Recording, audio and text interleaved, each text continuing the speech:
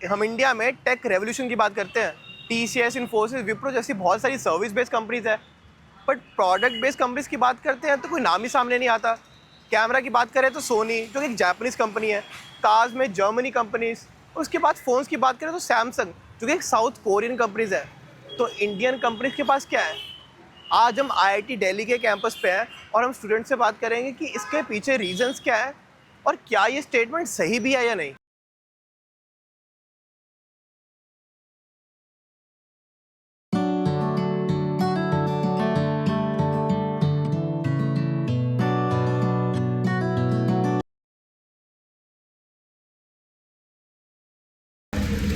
बात मतलब ऐसे पूरा भी सही नहीं है तो आधा तो सही है, क्योंकि लैग तो कर ही रहा है। अभी से इंडिया में लाभा हो गया, माइक्रोमैक्स हो गया, ये सब जो इनका मोबाइल भी तो हम लोग नहीं खरीद रहे हैं ना, क्योंकि कुछ ना कुछ में तो वो लैग कर ही रहे हैं। नहीं तो जैसे टेक प्रोडक्ट बना रहे हैं तो बन नहीं रहा है कोई भी। जैसे अगर हम बात करें टेक सर्विस बेस्ड कंपनीज की, वो हम खड़ी कर पा रहे हैं, तो प्रोडक्ट बेस्ड कंपनीज की रीज़न क्या है कि केपक्स की इनिशियल इन्वेस्टमेंट ज़्यादा चाहिए या कोई और रीज़न है? कोई भी एक प्रोडक्ट कंपनी बनाने के लिए पहले तो आपको फैक्ट्री लगाना पड़ता है। आपको फिर उसमें फैक्ट्री लगाने के लिए कोई भी उसमें कैपेक्स ज़्यादा लगता है, और हमारे यहाँ पे इतने पैसे लगा के कोई एक प्रोडक्ट खड़ी करने में, मतलब फैक्ट्री बनाने के लिए भी एक तो पैसे की भी दिक्कत है कि लोगों के पास उतना है नहीं। कोई फंडिंग भी देता है तो उसको भी लगता है कि अगर इतना बड़ा हम इन्वेंट्री बना देंगे, फिर उसके बाद इन्वेंट्री का स्टॉक का इशू आता है, फिर उसमें उतना प्रोडक्ट सेल होगा नहीं होगा। फिर भी प्रोडक्ट बनाने के बाद वो भी एक चीज़ होता है कि अगर आप जब प्रोडक्ट बेचोगे फिर उसमें आपको प्रोडक्ट भी उतना एफिशिएंट होना चाहिए, ताकि क्योंकि अगर एक प्रोडक्ट हम बना लिए उसको हम तुरंत बेचने लगे पूरा बिक जाएगा, इसका तो कोई गारंटी नहीं है। तो इतना पैसा हम लगाए तो कुछ सालों में ही जाके हम पता कर पाएंगे कि प्रोडक्ट अच्छा है कि नहीं। तो जैसे अभी क्या कर रहे हैं, इंडियन कंपनी से बोट हो गया है, जो कि नॉइज़ हो गया, से ये लोग वेयरेबल्स में अच्छा बना रहे हैं। तो ये लोग जैसे जैसे सोनी था, उससे पहले जो JBL हो गया, वो सबसे अच्छा कर रहे हैं, लेकिन उनको करने में बहुत टाइम लगा। तो इंडिया में भी प्रोडक्ट बेस्ड कंपनी बन सकती है, बस यही है कि एक तो कैपेक्स का इशू होता है, और एक है कि ज़्यादा जैसे इंडियन इंजीनियर जो भी अच्छे करते हैं सारे बाहर लगे होंगे। तो लोग जैसे एप्पल हो गया, जैसे गूगल हो गया, उस सब में इंडियंस तो ज़्यादा ही है, तो वहाँ पे भी ज़्यादा लोग काम करते हैं। अगर हमारा लोग यहीं पे काम करें, और एक यहाँ पे जैसे कोई हम IIT में पढ़ते हैं, IIT में प्लेसमेंट आता है, बाहर जाके काम करते हैं, इसलिए काम करते हैं उनको वहाँ पे सैलरी ज़्यादा अच्छा मिलता है, बेस्ट अच्छा मिलता है, ESOPs वगैरह मिलता है अच्छा। जो इंडियन कंपनी बनती है उसमें पहले स्टार्टअप में तो इतना पैसा होता नहीं कि वो आपको दे पाए, अगर वो भी एक इशू है। अगर कुछ चीज़ें हम रिजॉल्व कर ले तो इंडिया में प्रोडक्ट बेस्ड कंपनी अच्छा बन सकती है। सर्विस बेस्ड इसलिए अच्छा है कि क्योंकि इंडिया का जो लोग काम कर रहे हैं उनका ब्रेन तो अच्छा ही है ना, तो इसलिए तो सॉफ्टवेयर अच्छा है, सर्विस बेस्ड दे रहे हैं, वही ब्रेन को हम प्रोडक्ट में लगाए तो कर ही सकते हैं। ये जो रिक्वायरमेंट है हमारे तो डेली जो भी चीज़ें हैं उनका जो रिक्वायरमेंट है, स्पेशली गैजेट्स को छोड़ के अगर हम लोग नॉर्मल कुछ और भी चीज़ें, तो रिसेंटली फाइटर जेट्स का बात करें तो ये बना रहा है stealth fifth generation fighter jet है, उसकी जो टेक्नोलॉजीज यूज़ हो रहा है वो मेनली इंडिजिनस ही है, बट वो बनने में टाइम लग रहा है। जो रिक्वायरमेंट्स इंडियन गवर्नमेंट्स को है उसमें से जो एक्सपेक्टेशन है वो फुलफिल हो रहा है, बट बहुत टाइम लग रहा है। इसका मेन इशू ये है कि R&D का जो शॉर्टेज है, कि इसमें जितने भी मैन पावर्स चाहिए वो इतना हमारे पास अभी नहीं हो पा रहा। And also in terms of energy side से हम देखेंगे कि जो सेमीकंडक्टर इंडस्ट्रीज़ इंडिया में बहुत ज़्यादा ग्रो कर सकते हैं, इसका बहुत ज़्यादा डिमांड इंडिया में है, क्योंकि ऑब्वियसली पॉपुलेशन बहुत ज़्यादा है एंड हर चीज़ में सेमीकंडक्टर चाहिए होता है। उसमें भी सेम इशूज़ ही है कि एक तो R&D हो गया, दूसरा कैपेक्स का हो गया, और R&D के लिए भी इन्वेस्टमेंट काफ़ी चाहिए। और गवर्नमेंट के एंड से भी मतलब जो रिसर्च के लिए R&D के लिए मतलब जो इन्वेस्टमेंट ज़्यादा करना है, फंडिंग जो इशू होता है। जैसे अभी हम मान लेते हैं कि कोई भी अगर बिजनेस करना है, उसमें कोई प्रोडक्ट करना है, लेकिन वो प्रोडक्ट के पीछे तो कोई साइंस एंड टेक तो होता है ना, कुछ टेक्नोलॉजी होता है उसमें, वो सब बनता है रिसर्च से। कोई अगर उसका PhD स्टूडेंट कोई काम कर रहा है वो कर रहा है, लेकिन हमारे यहाँ पे GDP से मतलब 0.5% टू लेस देन 1% हम R&D में इन्वेस्ट कर रहे हैं। उसको देखा जाए कंपेरेटिवली US में तो उनका GDP से वो 30-32% इन्वेस्ट कर रहे हैं R&D में, तो उनका तो फिर रिसर्च अच्छा ही होगा ना। कोई प्रोडक्ट बनाने के लिए तो बैकएंड तो R&D चाहिए। तो गवर्नमेंट के एंड से भी अगर R&D में ज़्यादा इन्वेस्ट हुआ, मतलब तब जाके कोई अगर अच्छा टेक्नोलॉजी हम भी बना पाए इंडिजिनियस, तो हो सकता है प्रोडक्ट इंजीनियर। और जो आईआईटी का जैसे करिकुलम है, क्या वो भी सर्विस ड्रिवन बिजनेसेस को ज़्यादा प्रमोट करता है, या जैसे डिज़ाइन कंपनी या डिज़ाइन सब्जेक्ट्स है क्या वो रिलेटिवली कम है, ऐसा है या ये सब एक ख्याल है? IIT का जो करिकुलम है एज़ पर माई अंडरस्टैंडिंग, एक तो सर्विस बेस्ड ज़्यादा है, मतलब जॉब ओरिएंटेड है ऐसे, लेकिन कोई भी ऐसा मतलब नहीं, करिकुलम इतना अच्छा नहीं है कि कोई आप एप्लीकेशन बेस्ड कोई प्रोडक्ट बना सके। अगर हम जैसे मैं अभी एनर्जी साइंस एंड इंजीनियरिंग, मैं अभी प्लाज्मा फिजिक्स पढ़ रहा हूँ, हम लोग यहाँ पे क्या फंडामेंटल स्टडीज़ ज़्यादा करते हैं। अगर हम वही फंडामेंटल स्टडीज़ को यूज़ करके कुछ अगर जैसे प्लाज्मा का एप्लीकेशन में सेमीकंडक्टर में बहुत ज़्यादा रोल है, अगर मैं वो एक ट्राई करूँ कि मैं कुछ सेमीकंडक्टर प्रोडक्ट बनाऊँ, तो अगर वो मैं ट्राई करता तो अगर कुछ बनता तो हमारा टेक्नोलॉजी होता। लेकिन उसको बनाने के लिए एक तो इंफ्रास्ट्रक्चर की प्रॉब्लम, और उसके लिए जितने पैसे चाहिए फंडिंग का इशू है। तो इसीलिए ज़्यादातर जो करिकुलम है फंडामेंटल और सर्विस बेस्ड में ज़्यादा है as compare to application based technology बनाए।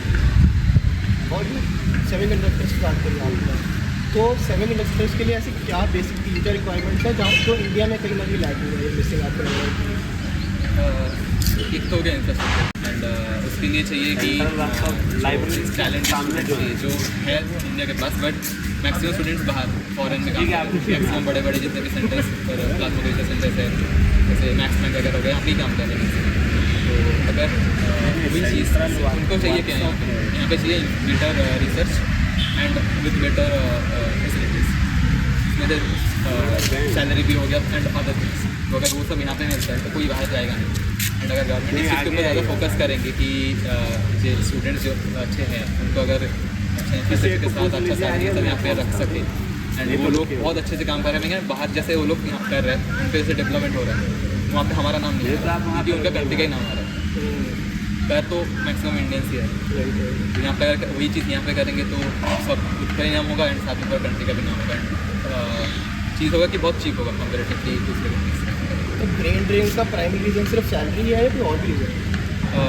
मेनली तो सैलरी है and comparatively better infrastructure and better जो इन्वायरमेंट होता है वहाँ का कल्चर का, वो भी बहुत ज़्यादा मैटर कर जाता है। डिपेंड्स ऑन, क्योंकि बहुत लोगों का माइंड सेट के ऊपर भी डिपेंड करता है। कुछ लोग होता है कि नहीं मेरे को बाहर नहीं जाना, यहीं पे करना है, तो वो लोग यहीं पे रहते हैं। बट वही कि तब उनको जाके ये रियलाइज होता है कि यहाँ पे जाके उनको जो चाहिए वो कर नहीं कर, स्पेशली रिसर्च के लिए, कि रिसर्च यहाँ पे बहुत चीज़ें की वजह से रुक जाता है, फंडिंग नहीं मिल जाता है, तो उसके लिए उनको होता है कि रिग्रेट, तो वो ना होता तो बाहर जाएगा तो अच्छे से कर सकते थे। ये मेन तो ये जैसे आपको बहुत सारा फंडिंग की बात करी है, तो दो सोर्स है, तो गवर्नमेंट फंडिंग होगी, ग्रांट्स होते हैं ऐसे होते हैं, या फिर होती है प्राइवेट फंडिंग। जब वेंचर कैपिटल से प्राइवेट फंडिंग की बात करते हैं उसमें भी कहीं ना कहीं इंडिया में ऐसे इंस्टीट्यूट्स कम है क्या?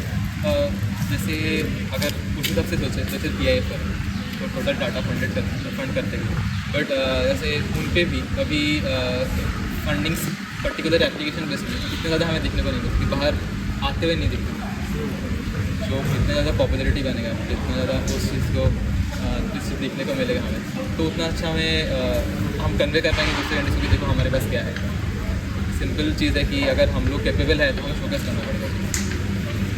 जैसे फंडिंग्स तो मेन उसी के लिए होता है कि आप काम कंप्लीट करोगे कैसे, आपके पास फंडिंग होना चाहिए कि आप इंस्ट्रूमेंट्स खरीदो, आपको जो चाहिए वो कंप्लीट करो। Thank you. डायरेक्टर हूँ डेलॉयट कंसल्टिंग में। जैसे हम डिस्कस कर रहे थे कि इंडिया प्रोडक्ट बेस्ड कंपनीज में क्यों पीछे है, आप भी एक कंसल्टिंग बिजनेस लीड कर रहे हो, आपको भी लग रहा है कि इंडिया कहीं ना कहीं इंफ्रास्ट्रक्चर डेवलपमेंट का इशू है, फंडिंग का इशू है, कोई और अदर फैक्टर्स भी हैं? कहीं ना कहीं हमारा एजुकेशन करिकुलम भी इस तरह डिज़ाइन किया जाता है कि हम आगे बढ़ नहीं पाते प्रोडक्ट बेस्ड कंपनी। मेरा पर्सपेक्टिव ये है कि लोगों का जो माइंडसेट है वो प्रोडक्ट ओरिएंटेड है नहीं।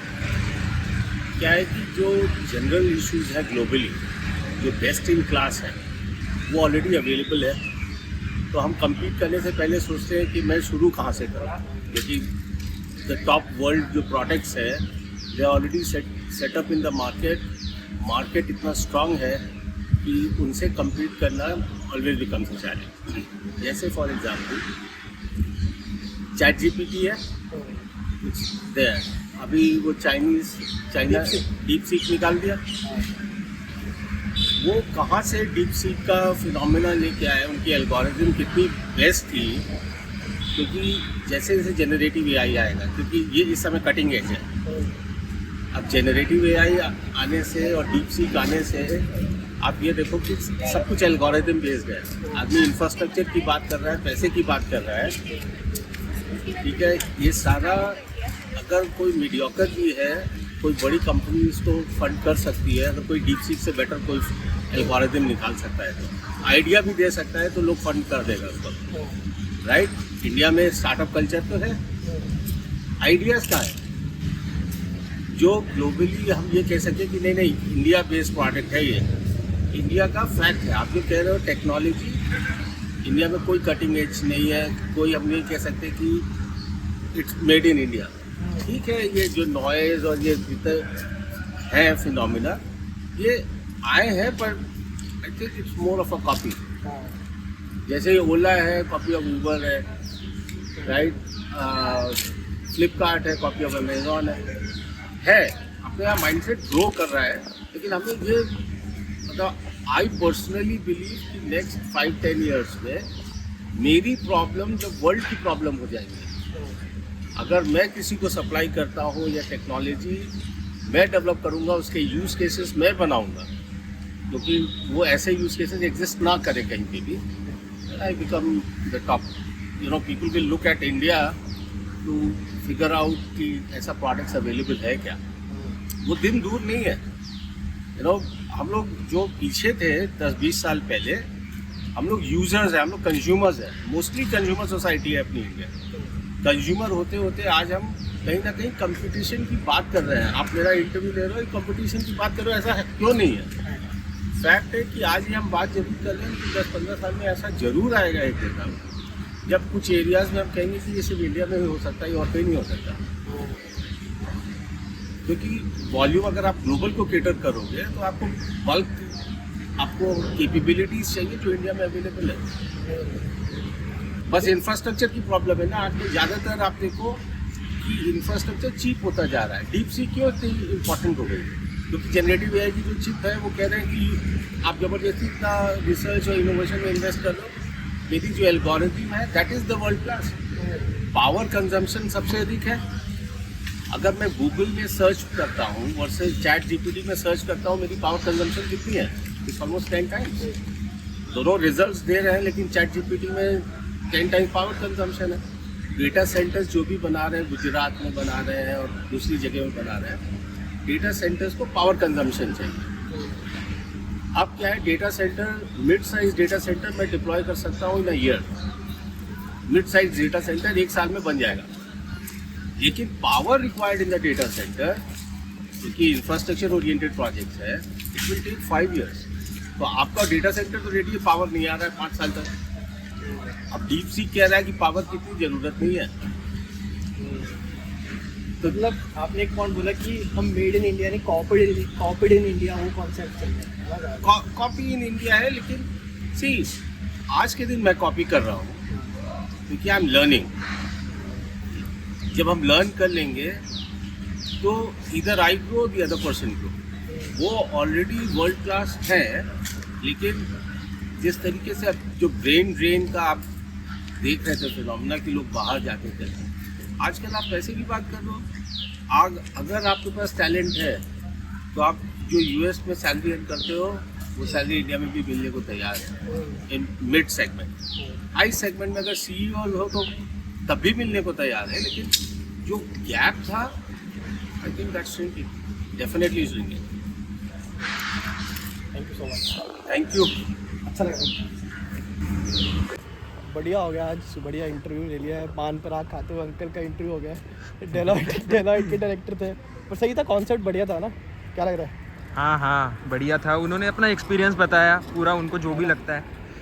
मुझे लगता है मोस्टली कॉन्सेप्ट सही थे कि ब्रेन ड्रेन इशू है, हाँ इंफ्रास्ट्रक्चर डेवलपमेंट में कहीं ना कहीं कमी है। हाँ कुछ बोल रहे थे कि सेमीकंडक्टर्स में भी इंडिया भी वहाँ पे नहीं पहुँचा है।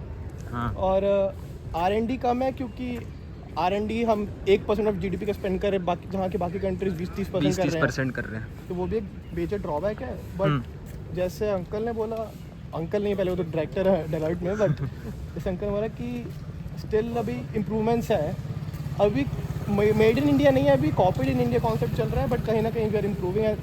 गवर्नमेंट भी उसमें इंफ्रास्ट्रक्चर में हेल्प कर रही है, इन्वेस्टमेंट्स बढ़ा रही है। I think we are on the right way.